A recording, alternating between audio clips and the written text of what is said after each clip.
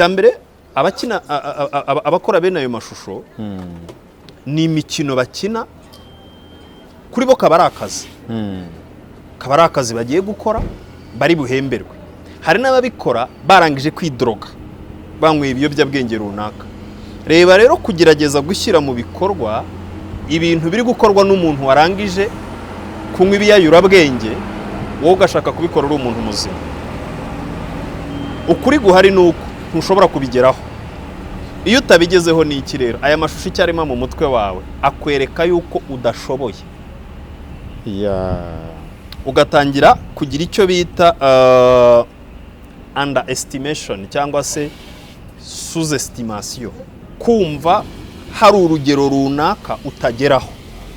Yego. Mu kurangura amabanga y'abashakanye. Ibi byongera ibyago rero byo gucana inyuma. Umuntu akavuga ati cyangwa wasanga ari uko uwo turi kumwe yenda ameze guke bitagenda neza, ukaba wajya ahandi. Abareba amashusho y'ubusambanyi bibongerera ibyago byo guca inyuma yabo bashakanye. Nk'uko wabivuze yavugaga ati nabagira inama iri shuri yaboherejemo ntibaryige. Kuko ntibisaba kureba filime ngo umenye uko usabana na mugenzi wawe mwubakanye. Bisaba ko muganira ukamenya ikimunyura, kandi ubushobozi bwo kugeraho kuri icyo kimunyura, ubushobozi bwo kunyura mugenzi wawe uraburemanwe wa mugabo we, uraburemanwe wa mugore we. Ntabwo bigusaba kureba pornography. N'abantu igihe icyo ari cyo cyose baba bashaka gukora imibonano cyangwa bashaka gukora imibonano mu buryo bw'indengakamere.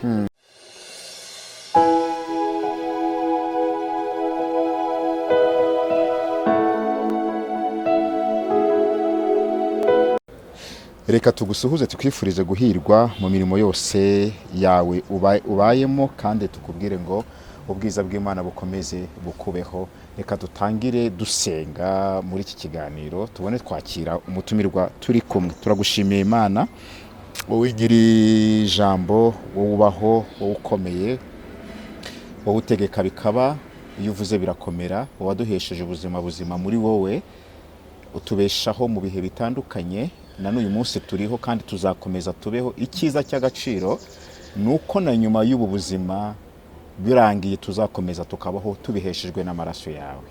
Urakoze ko tugiye kuganira kungura imitima itari imwe no kubaka imiryango itari imwe. Reka twebwe ari nge umuyobozi w'ikiganiro ndetse n'umushumba turi kumwe ugiye kutuganiriza, umwuka wawe ratuyobore mu izina rya Yesu. Amen. Amen. Mushumba turakwakiriye. Murakoze cyane. Yego. Abantu mubonye bwa mbere ntago nongera kumubwira ngo yivuge. Yitwa Pastor Vincent Viva de Port, akaba ari umushumba. Hanyuma tubana kenshi mu biganiro bitandukanye birimo amagambo y'ubwenge ndetse n'ijambo ry'Imana. Agira kandi na YouTube channel ye yitwa Pastor Dr. Viva Vincent de Port. Yego. Akaba kuriye umuryango w'ivugabutumwa witwa Imbaraga Zihindura cyangwa se Power of Change Ministries. Hanyuma rero turabakiriye mwese aho muri mu gitondo se nijoro se, abagiye kuryama, abari nimugoroba, mwese reka ubuntu bw'Imana bubane namwe. Reka dutangire n'iki kiganiro ni cyo kubaka umuryango, ariko umuryango ushingiye no ku bantu biyobokamana, abantu muri rusange. N'ikiganiro kirakora ku mitwe yombi. Iyo umuntu atara mbere yuko aba umwana w'Imana aba ari umuntu w'Imana. Hari abantu b'Imana barakurikira iki kiganiro, hari n'abana b'Imana barumva iki kiganiro, kandi kirafata ingeri zose, haba urubyiruko haba ababyeyi. Mushumba, kuri social media hakunze kunyuraho ubutumwa butandukanye. Ari ubwa Yesu Kristo, ari ubutumwa bundi, ariko hakanyuraho n'ubundi butumwa umuntu aburira ishusho. Mu minsi ishize rero hatambuka ubutumwa butandukanye, ariko bumwe buza buvuga ko abantu kubaka urugo mu mibanire y'ibanga yo mu cyumba cy'ibanga, abantu bakwiye kujya bifashisha amashusho bakunze kwita ay'urukozasoni cyangwa se pornography, hanyuma kugira ngo barebemo bimwe bishobora kubakira ingo. Hanyuma ni amagambo yataravuzwe n'abantu bamwe batavuzeho rumwe cyane, ariko nk'umushumba wubaka imitima kandi umuhanga w'umunyabwenge, twari tugize ngo tuganire nyuma y'ibi bintu byose, mureme umutima abantu kandi mubwire n'abantu ibintu bikwiriye n'ingaruka mbi zariya mashusho. Urakoze cyane. Ayo makuru nanjye narayabonye mu binyamakuru byaba ibyandika byaba byerekana amashusho, cyane cyane ibikorera kuri murandasi, kuri interineti. Nanateguye inyandiko ariyo ndi bwifashishe hano, nise ngo impamvu 7 udakwiriye kureba amashusho y'ubusambanyi. Yego. Ndatangira mvuga yuko kenshi abatabisobanukiwe biringira ibyo bareba muri filime bakagira ngo si ibintu byakinwe, bakagira ngo ni ukuri 100%. Icyambere ndabanza kwihanganisha abakozi b'Imana bagenzi banjye, kuko uwabivuze byumvikanye, kuko bashyizeho titre ye, bashyiraho amazina ye aho nabibonye. Akenshi rero ikintu kivuzwe n'umukozi w'Imana, abantu bahita bagifata nk'ihame bakagihuza na Bibiliya, kuko kwitwa umukozi w'Imana bivuze yuko ibyo ukora ubikura muri Bibiliya. Ijambo ry'Imana rivuga yuko turi intumwa mu cyimbo cya Kristo. Iyo tuvuze ikintu cyumvikana nkaho ari Kristo wakidutumye. Yego. Ndatangira mvuga yuko Bibiliya ubwayo ntago ibyemera, ndaza wenda kubigarukaho nyuma. Umuco wacu ntubyemera, ngaho ndaza kuvuga nk'umunyarwanda. Hanyuma nze kuza kuvuga nk'umushakashatsi nanone, mvuga icyo ubushakashatsi bubivugaho. Hanyuma nindangiza kuvuga ibyo nateguye n'ubundi nanyujije ku mbuga zanjye no ku zindi mbuga mpuriraho n'abandi bantu, uraza wenda kuza kongera kumbaza ibindi bibazo. Icyambere navuga nuko ubushakashatsi bwerekana ko urebye amashusho y'ubusambanyi, porn cyangwa pornography, inshuro imwe bititaye ku gihe ya mashusho afite uko areshya. Yego. Ayo mashusho ashobora kumara mu bwonko bwe no mu mbamutima ze amezi 6 atarasibama. Inshuro imwe yonyine. Kubera ko ibintu tureba ntago bihita bigenda. Ubu niba hari umuntu wakubwiye nabi ufite imyaka 3, ushobora kubona umuntu wambaye imyenda nk'iyo wa muntu yari yambaye, yankuri ikagaruka mu bwonko bwawe. Yego. Aya mashusho rero iyo umuntu yarebye byibuze inshuro imwe, yego, ibyo bivuze ngo amezi 6 ashoreranye, yego, ya mashusho ashobora kuba atari yasibama mu mutwe we. Yego. Iyi niyo mpamvu abayarebye akenshi batayareba rimwe, bahorana agatima ko kongera kuyareba, bikazarangira bibaye akamenyero cyangwa uburwayi. Umunyarwanda yaravuze ngo agatima karehareha. Agatima karehareha. Bikarangira bibaye mu ndimi z'amahanga ibyo bita addiction. Yego. Cyangwa addiction mu rurimi rw'igifaransa. Ni akamenyero kabi.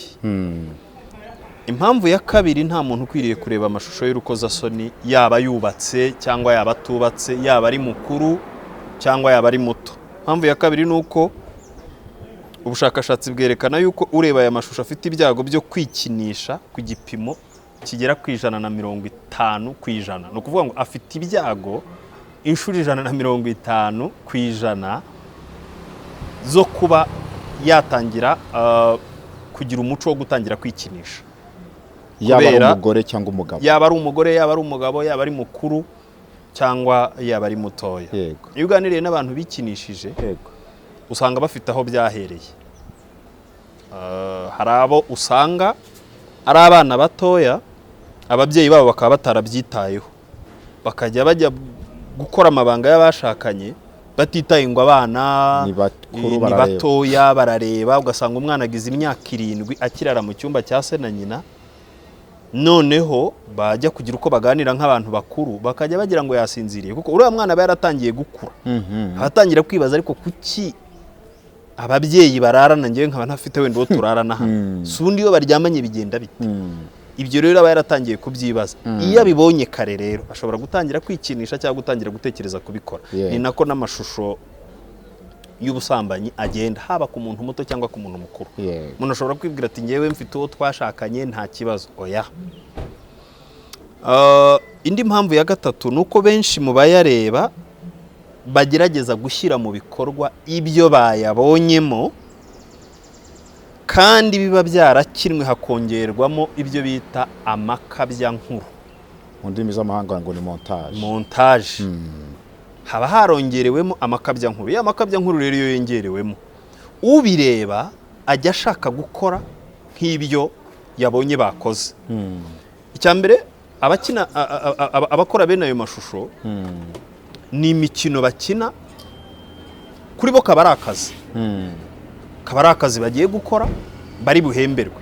Hari n'ababikora barangije kwidroga, banyweye ibiyobyabwenge runaka. Reba rero kugerageza gushyira mu bikorwa ibintu biri gukorwa n'umuntu warangije kunywa ibiyayurabwenge, wowe ugashaka kubikora uri umuntu muzima. Ukuri guhari ni uko ntushobora kubigeraho. Iyo utabigezeho ni iki rero? Aya mashusho icyarema mu mutwe wawe akwereka yuko udashoboye. Ugatangira kugira icyo bita underestimation cyangwa se sous-estimation. Kumva hari urugero runaka utageraho. Yego. Mu kurangura amabanga y'abashakanye. Ibi byongera ibyago rero byo gucana inyuma. Umuntu akavuga ati cyangwa wasanga ari uko uwo turi kumwe yenda ameze guki, bitagenda neza, ukaba wajya ahandi.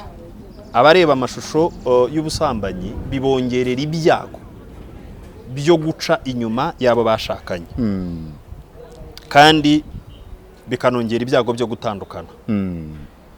Impamvu ya kane, abatarashaka iyo barebye aya mashusho bishobora kubongerera ibyago byo kwishora mu busambanyi ariko bw'abantu barenze umwe, ibyo mu gifaransa bita vagabondage sexuel cyangwa se sexual vagabond mu cyongereza. Gufatafata. Kubera iki? Arimo aragerageza gushyira mu bikorwa ibyo yabonye. Umuntu bahuye akabona ntibirimo bigenda nk'uko yabibonye muri filime. Nyamara kandi ni filime nk'izindi zose. Filime nk'izindi zose. Nturareba filime ukabona nk'umuntu ari kugenda hejuru y'igisiga. None se umuntu ari igisiga ari n'umuntu gifite ibiro byinshi niki? N'umuntu. Nese umuntu yahagarara ku gisiga rusha ibiro kikaba kikibashije kuguruka. Yego. Ntabyo uherutse kubona mu minsi yashize ngo umuntu ngo ari ku gataro ngo arimo araguruka ngo ndimo aragenda mu mazi. Yego. Igikuba kigacika ngo arashoboye. Cyakora nabonye hari umuntu w'Imana wamuvuguruje aza kuvuga ati ariko iyo uvuga ngo uracana amabuye akaka, atereka ngiye reka mbibereka, afata ibintu arabivanga, ya mabuye koko aratogota, aravuga ati ibi nta majirimo ni shimi. Abantu rero bakwiriye kumenya ko ibyo bareba byose mu mashusho biba atari ukuri. Noneho iyo bigeze ku mashusho y'urukozasoni biragatsindwa. Impamvu ya gatanu, ureba aya mashusho, ubushakashatsi bwerekana yuko ureba pornography iminota 15 byibuze yiyongerera ibyago byo kurwara indwara yo kwibagirwa, kugira umujinya udasanzwe, mu rurimi rw'icyongereza babyita intermittent explosive disorder cyangwa IED.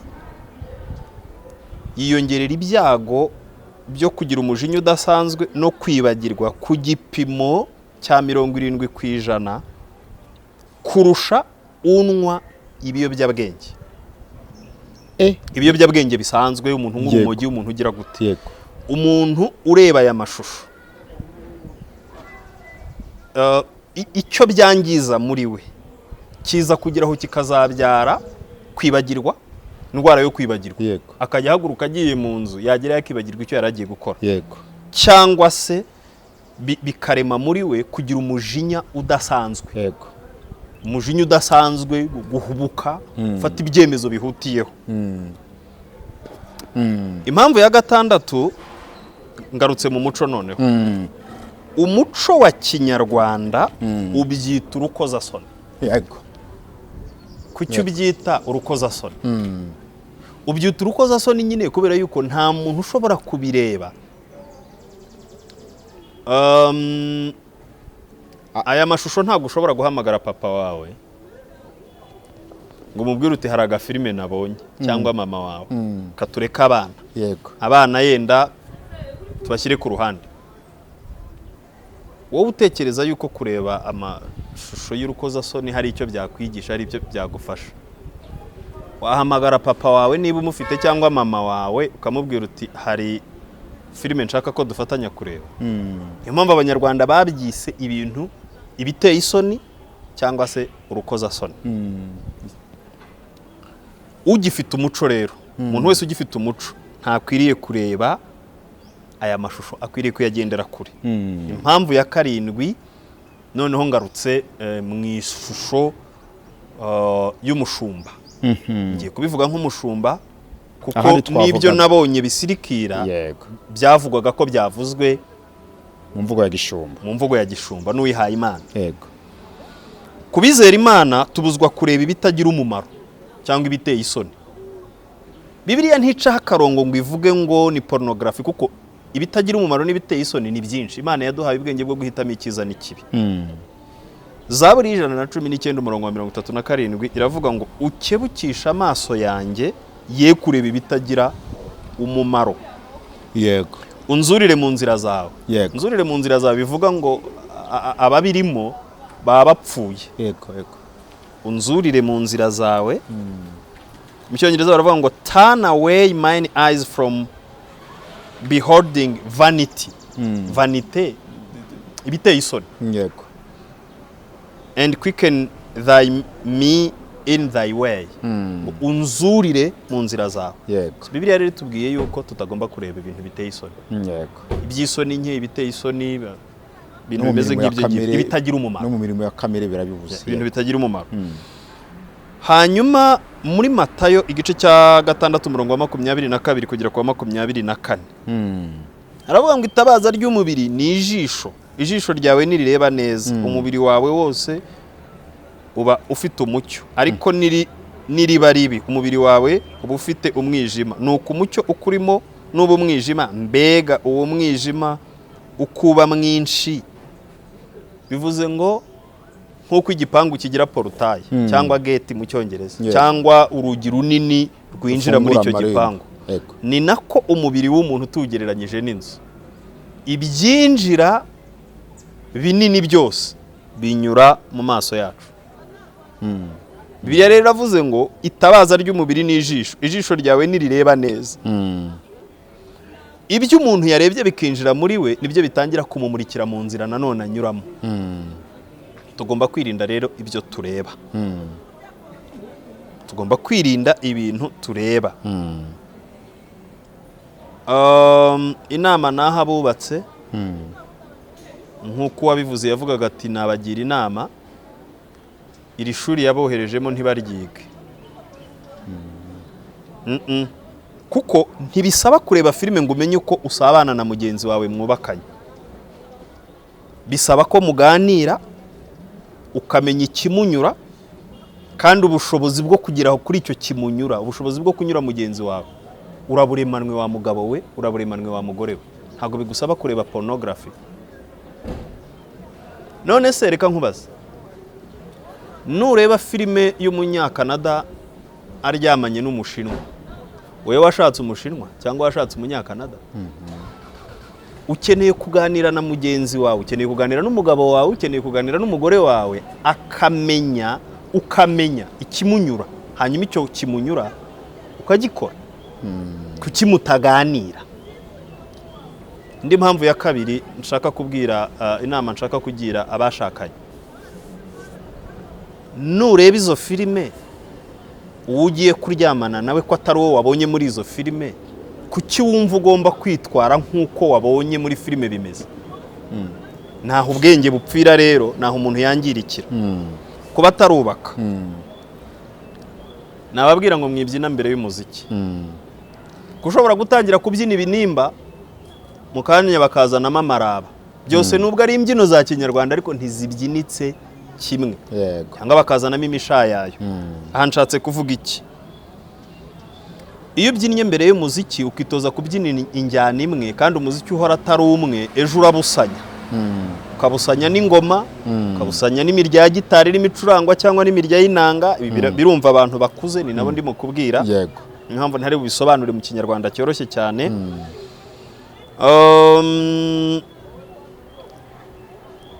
Ikiraro burya umuntu amenya uko acyambuka iyo akigezeho, kuko ushobora gusanga ari ikiraro gikozwe n'imigozi cyangwa gikozwe n'ibiti by'imihirima cyangwa gikozwe n'ibyuma. Ntabwo wakwitoza kwambuka ikiraro utari wabona, utari wanageraho ngo umenye uko uzacyambuka. Nari nakubwiye ngo ndavuga ibyo nari nateguye maze kubona iriya nyigisho, nari mbishoje. Yego. Niba hari icyo hambaza hakimbaza, niba hari icyo nsaba kongeraho nacyongeraho. ibibazo ntabwo ari byinshi, ni nka bibiri gusa, kuko iyi nyigisho byonyine ibintu wateguye birahagije. Ahubwo nabaza ngo hari abantu bumva bitandukanye. Hari abantu bumvisha amatwi bagahitamo ikizima, bagahungisha amatwi yabo n'amaso yabo, ariko hari n'abantu batinda kumva, cyangwa bimwe mu kinyarwanda bavuze ngo amatwi arimo urupfu ntiyumva. Iyo tugeze aha ngaha, cyane cyane ko abantu bakunda kumva ko ikivuzwe n'umushumba kibihame nk'uko bivuze, abantu ubu ngubu bashobora gutangira bakavuga bati ariko se wa mugani ibi bintu birigwa. Hari abantu bagira ururaro bati se birigwa, umuntu ashaka kubimenya byagenda gute, wagakomojeho. Ariko twongere tuvuge basi mbariza abantu bose bashobora kuvuga bati se wa mugani hari ishuri ritabaho, mu gihe iri shuri batagomba kujya kurireba. ubundi umuntu kugira ngo amenye ko agomba kwitwara yakora iki? Icyo ni kimwe, tuzadusoreze ku kindi. Okay. Habaho amashuri asanzwe mu buzima busanzwe, habaho abantu bajya kwiga gufasha abantu bagize ibibazo mu bigendanye n'amabanga y'abashakanye. Abo bantu bitwa abasexologue. Yego. Habaho n'indwara zitandukanye zishingiye ku gitsina. Yego. Hari abantu babita aphrodisiaque. Ni abantu igihe icyo ari cyo cyose baba bashaka gukora imibonano cyangwa bashaka gukora imibonano mu buryo bw'indengakamere. Abo bajya kwa muganga bakareba abapsikologe bakabasuzuma bakamenya icyabiteye, cyaba ari ikireba abasexologue bakagikemura, cyaba ari ikireba abo mu mitekerereze bakagikemura. Ariko ntibisaba umuntu ugiye gushaka kugira ishuri ajya kwigamo uko azabonana na mugenzi we. Kadufata urugero tugaruke muri Bibiliya. Yego.